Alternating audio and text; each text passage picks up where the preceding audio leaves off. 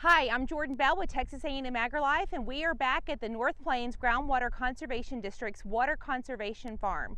We are at a cotton variety trial that was planted on May the 13th, and now we are 1 month post-planting. We've accumulated almost 400 growing degree days at this site since planting, as well as 2.7 inches of precipitation. Of course, when we look at our seasonal precipitation, we are still behind average. We are still in a severe drought in this region. And we also have very depleted soil moisture profiles coming out of last cropping season. So it was very timely that we received this rain as this crop started to develop.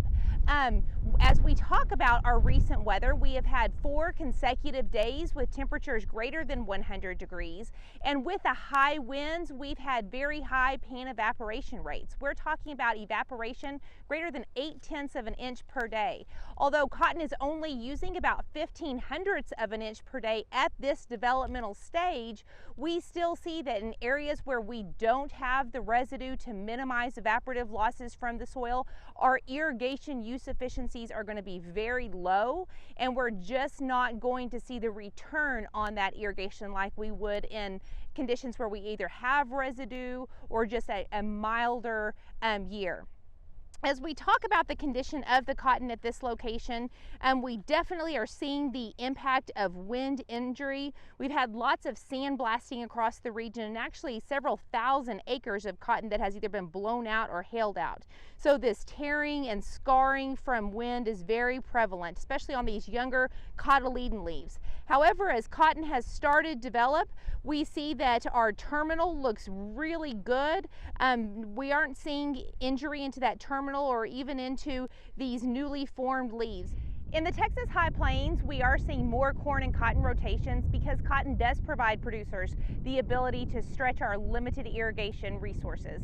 As we look at managing cotton in a corn system, we do see that volunteer corn can be very problematic, especially where we have limited tillage, such as this field where this is strip till.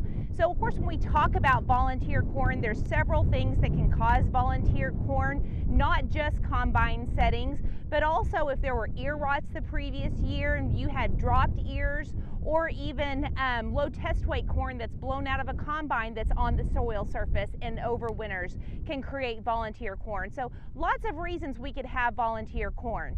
But moving into the next season, we know that volunteer corn can act like a weed, and it's stealing water and nutrients from our cotton crop.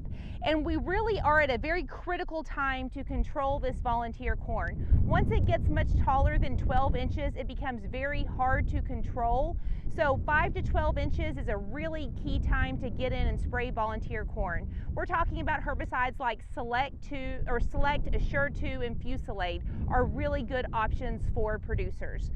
Also, when we think about the volunteer corn, we want to keep in mind that if this was allowed to grow, this could create issues at harvest.